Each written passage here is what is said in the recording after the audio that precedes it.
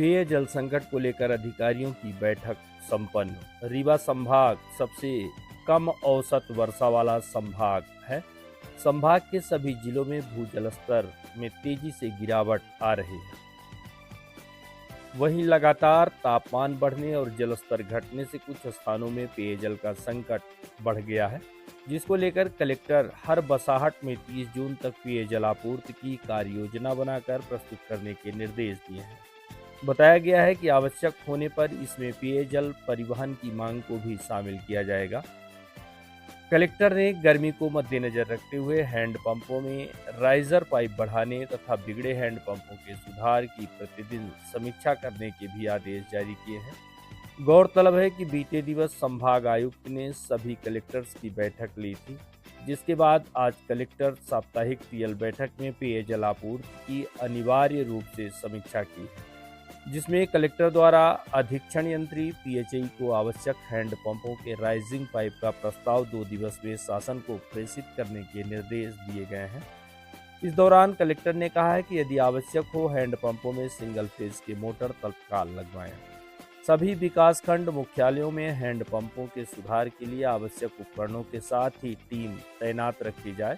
जिला और विकासखंड स्तर पर पेयजल समस्या की निगरानी के लिए कंट्रोल रूम बनाए जाए, जिससे प्राप्त सूचना पर तत्परता से कार्यवाही की जा सके। ये अपने यहाँ मई का समय चल रहा है, मई लगभग आज से शुरू हो गई है, तो पेयजल को लेकर के सभी जगह पर्याप्त व्यवस्थाएं रहे, इसीलिए आज पीएचई का रिव्यू किया गया है।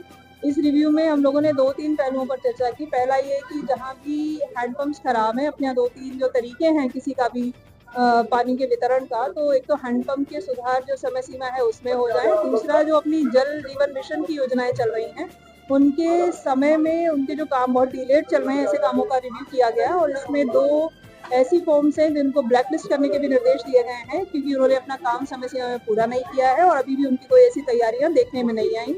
इसके अलावा जो बची हुई योजनाएं हैं उनमें 2 तारीखें तय की गई हैं कि मई के 31 तारीख और जून के अंत तक ये सभी योजनाएं कंप्लीट हो जाएं। तो उद्देश्य ये है कि कम से कम इस मॉनसून आने से पहले हम लोग अपने जितने भी जल जीवन मिशन की योजनाएं जो डिलेड चल रही 2020-21 से, उनको हम लोग इस वर्ष में कंप्लीट कर सकें।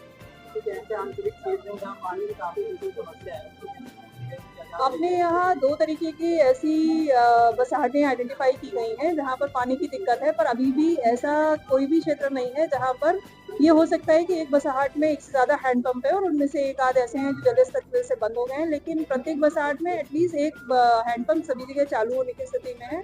थोड़ा मऊगंज जिले के हनुमना और उस तरफ के क्षेत्र में जरूर दिक्कत है, जिसको कलेक्टर मऊगंज लगातार रिव्यू कर रहे हैं, लेकिन रीवा में ऐसी स्थितियां कहीं नहीं। ये अलग बात है कि जल स्तर कम होने से बहुत सारे हैंडपंपों में पानी कम हुआ है, उसमें लगातार हम लोग सिंगल फेज मोटर पंप के माध्यम से और राइजर पाइप के माध्यम से लगातार उनको रिव्यू भी कर रहे हैं और उनको फील्ड पे ठीक भी कर रहे हैं।